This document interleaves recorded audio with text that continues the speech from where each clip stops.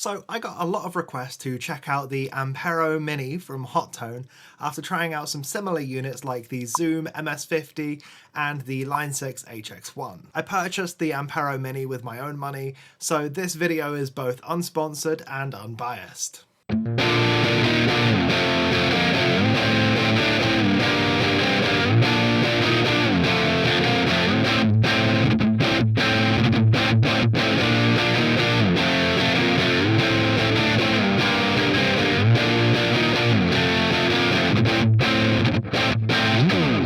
Okay, so this is the Hotone Ampero Mini.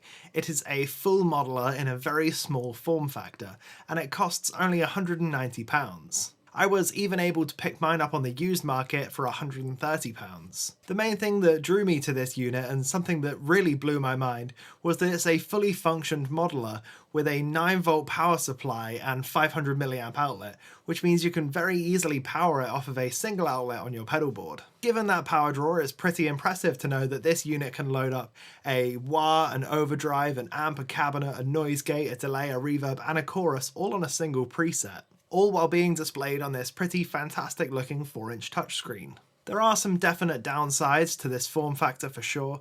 We've only got a mono in, stereo out, and no effects loop either. We've got no MIDI jack, so the only MIDI control will be MIDI over USB. However, we do have an expression pedal or Footswitch input, so you can expand this a little bit if you need to. This is a side note and a reminder to myself, I really need to pick up an expression pedal and an external Footswitch, mainly for testing out stuff like this.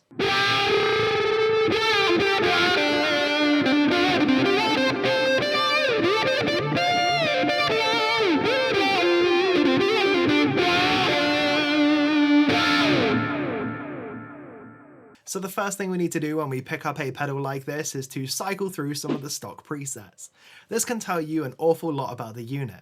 It can tell you how much attention to detail was put into the initial user experience, and it can also give you a general sort of sense of what this pedal's meant for. If every single preset in the unit is geared towards that blues rock with nothing high gain, then it's probably not going to be the pedal to pick for your blackened deathcore gore grind band. You know what, before we get into these presets actually, I do need to tune my guitar, which is a great time to show off the tuner in the Ampero. This can be accessed by simply pressing both of the foot switches at the same time.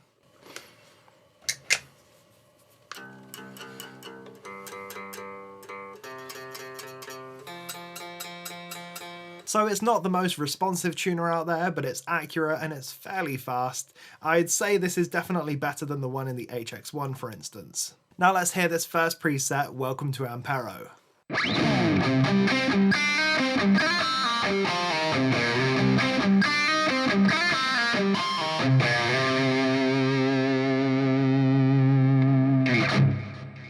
Let's also try out this heavy rhythm preset to see what kind of high gain they're going for here.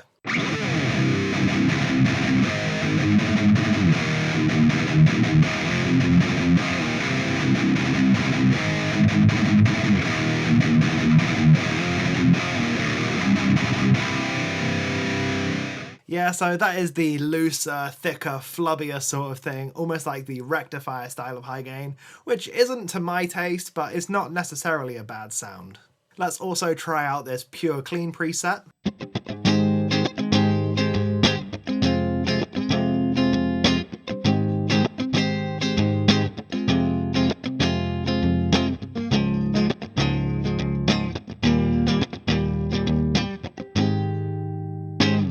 Yeah, that's too dry for me. We're going to try and find a nicer clean preset than that.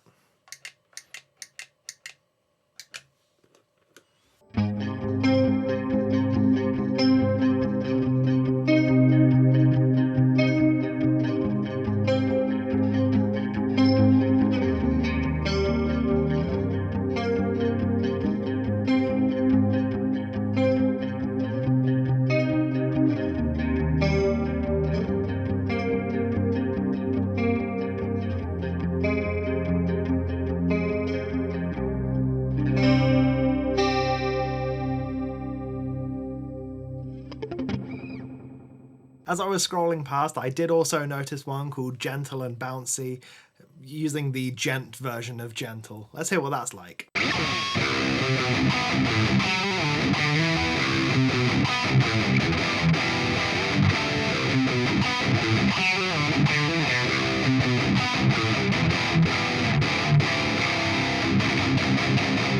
Yeah, that's a little bit more like it. We're still not getting that full articulation and aggression, but maybe we'll come to some more of that later on in the video. As with pretty much all modelers, the Ampero comes with some artist-inspired effects, so this is the edgy delay preset.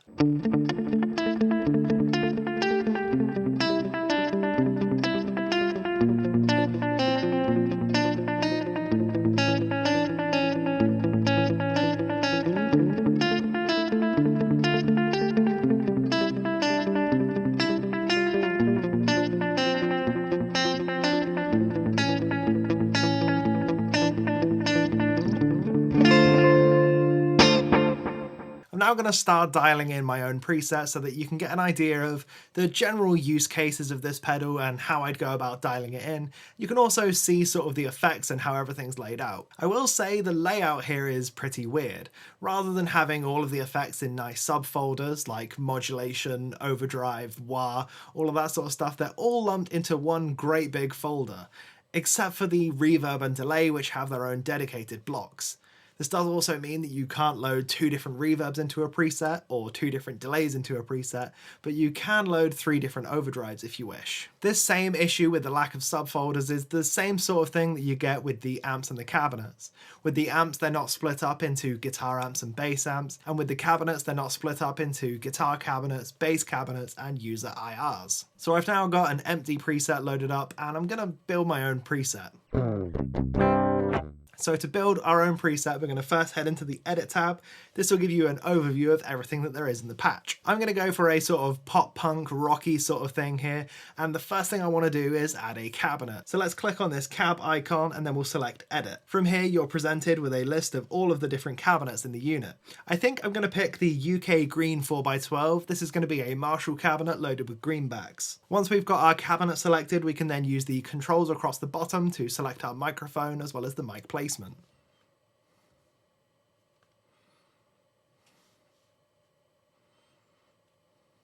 For now, we're just going to stick with this and find an amp that pairs nicely with it. So for pop punk, I'm thinking I either want a rockaverb, as you know, you can see behind me, I love my rockaverb for pop punk, or we're going to go for something British and Marshall-y. Let's go through a few different options and hear what we can come up with.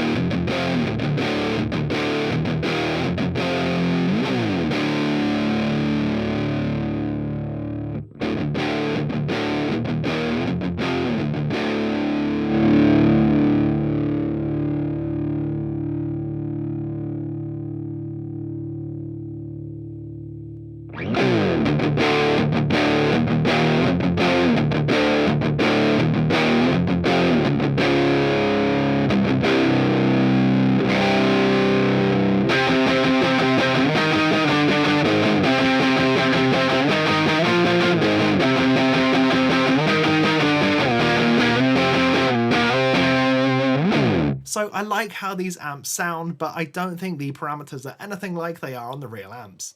For instance, the gain on the rockaverb down this low on the real amp would be crystal clean. This leads me to think it may be something more like a capturing method, sort of like the Kemper or the Quad Cortex or the Tonex or something like that, where you've got a static capture and you can do things to manipulate it, but it doesn't react like a real modelled amp would. That said, this is still a great tone to start basing the patch on, so let's carry on. I think we're going to try tightening it up a little bit with a boost, maybe a Boss SD1 sort of thing. I will also scroll through the list just to give you an idea of all of the different effects in the unit.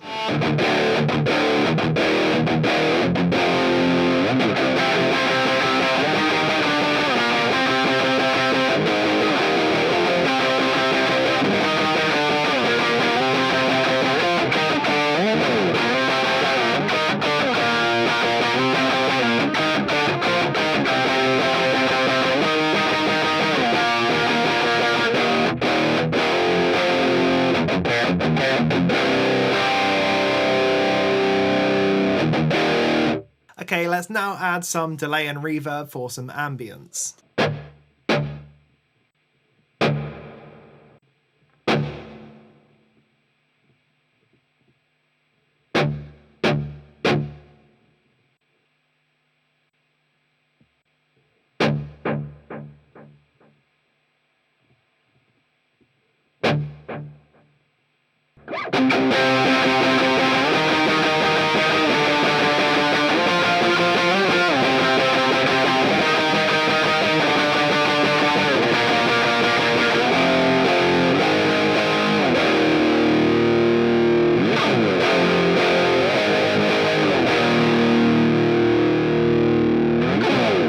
I want to do to this patch is add in some chorus or phaser or something like that in front of the amp to give it a little bit more texture, a little bit more character, and something more unique about it.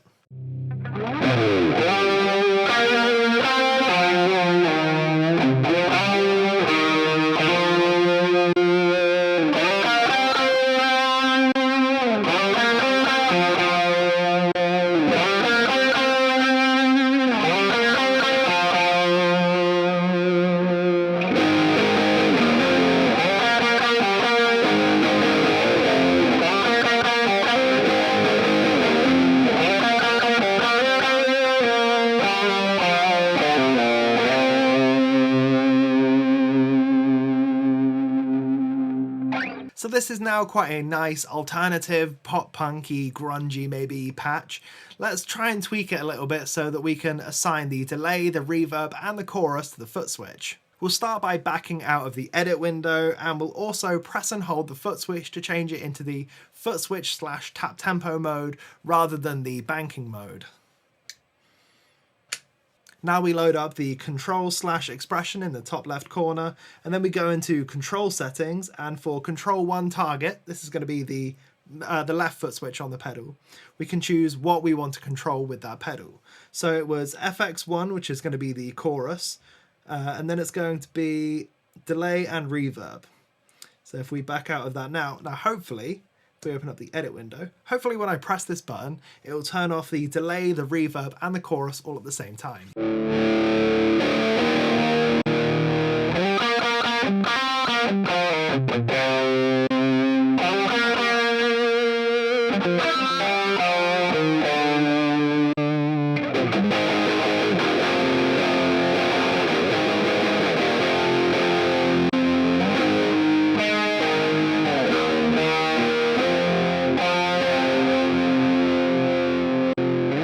I know that not everybody has the luxury of being able to set up with a computer every time they're at rehearsal, so I did want to do everything on the unit first just to show you it's possible.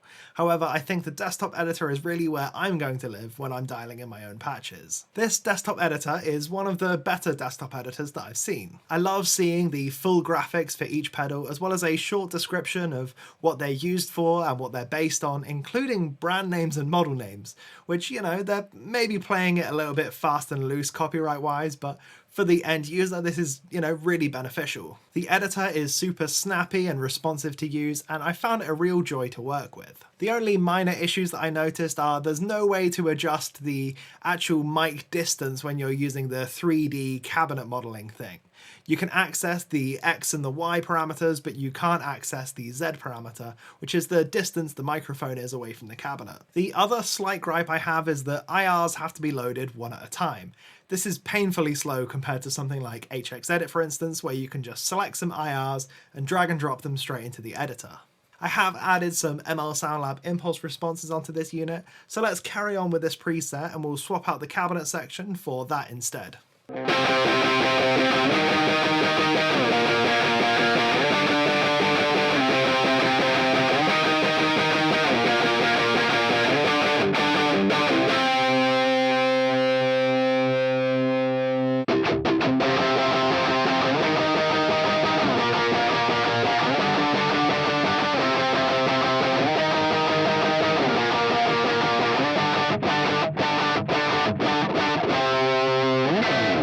We can now save our preset by using the save button in the top right hand corner. So before we go any further, I do have to do the little YouTube thing. If you're liking this video, please drop me a subscribe, a like and a comment. It goes a long way towards helping the channel out. So back to it, this unit does have a drum machine and a looper. I'm not particularly enthused by either of these. I found the drum machine to have pretty lackluster sounds and very pedestrian beats. However, this can be a great tool if you're learning how to play. It's a lot more inspiring to play against the drum track rather than playing to a metronome, for instance. I will show you one of these and we'll just jam over the top of it quickly, but don't expect anything magical here.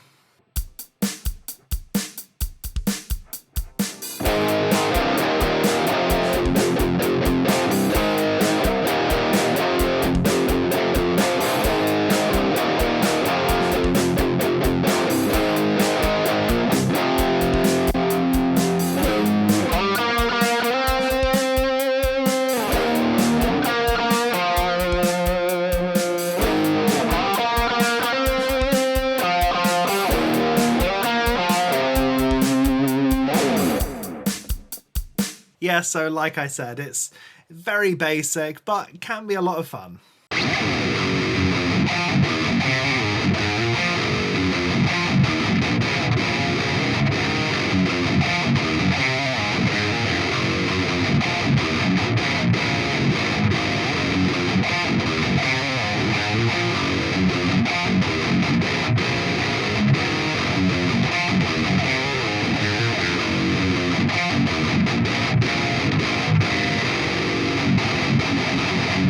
So let's wrap up this unit into a list of pros and cons. We'll start, of course, with the pros. The first thing I noticed with this unit is just how easy it is to use. The learning curve for this unit was extremely fast, though I can maybe attribute this to the fact that I'm part of the touchscreen generation. I grew up with phones and all sorts of things like that, so the touchscreen nature of this pedal really came as sort of second nature to me, with everything being intuitive. That's not to take any of the credit away from Hotone on this though, they did a really good job of keeping everything easy to access. The sounds you can get out of this unit are pretty great too. I would say that the parameters on the amp models aren't particularly lifelike, but it doesn't really matter considering you can get a great sound out of it regardless.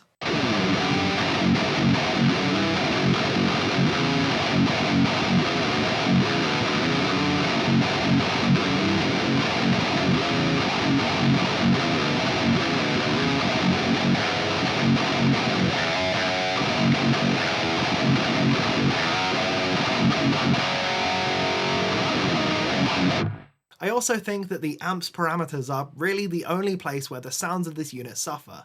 Everything else is up to standard, if not way above standard of what you'd expect for a pedal at this price point. Even the stock cabs sound good. You know what, even outside of this price range, some of the modelers that are like 600 to £1,000, even they don't have stock cabinets that compare to the ones in this Hotone unit. The selection of amps and effects is about as broad as you'd want it to be. It covers a little bit of everything. You've got some jazz, some rock, some metal, some blues, and you know, everything in between. The last pro I'd like to mention for this unit is the size. You can get an awful lot of mileage out of the 2 foot switches here, and the touchscreen really opens up a lot of possibilities and gets rid of all of the need for sort of knobs to change the parameters. Even if you factor in something like a dual foot switch or an expression pedal, it still really doesn't take up that much space on your board.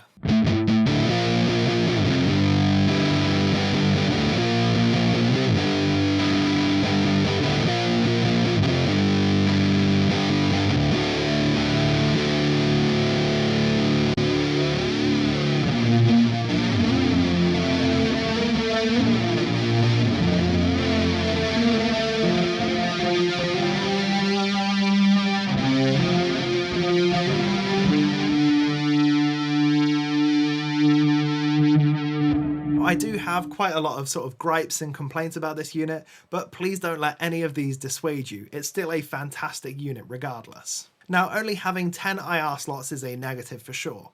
I like having quite a lot of IRs in the unit so that I can quickly scroll through the list and find the perfect one for the tone. I think that the reason they did the 10 IR files is so that it's easier to scroll through in the list, since they don't have these subfolders and everything. Another minor issue I have is the volume discrepancies. I wish that every single block in the unit had its own volume control. especially for the telephone effect. I would really like this as a sort of lo-fi intro thing for rock songs, however it gives a pretty significant volume boost. Let me demo that one actually. Let's open up the preset again, and under Effects 3 we'll add this telephone.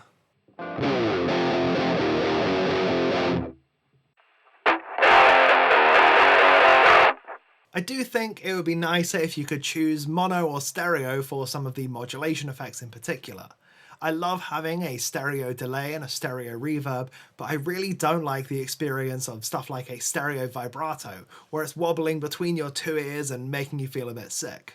Your only option in the Ampero to get around this would be to place it before the amp, but then that completely changes the sound of the modulation.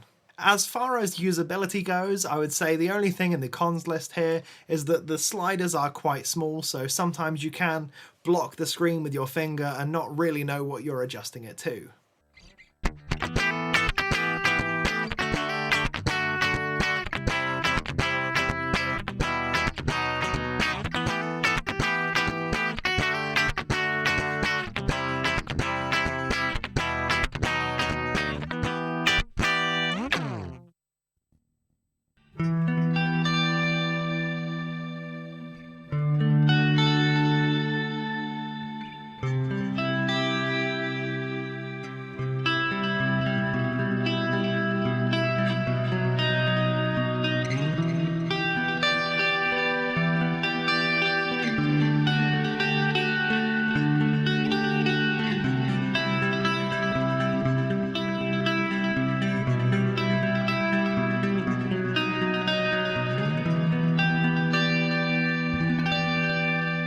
Now it's time to wrap it all up nicely into a conclusion. So despite my gripes with this unit, I still think this is going to be a strong contender if you're picking a new multi-effects pedal in 2024. If I said I wanted a small pedalboard friendly modeler that's 9 volts and 500 milliamps, the other options are pretty bare really. I would say the Hotone Ampero Mini is really holding a spot of its own here, at least for now. I'm very impressed with this unit and I think it's going to be a great one to purchase in 2024. That said, I do want to check out the Ampero Stomp 2. At a slightly higher power draw of 800 milliamps rather than 500, it's definitely less friendly than the Mini, but it seems to be an awful lot more powerful.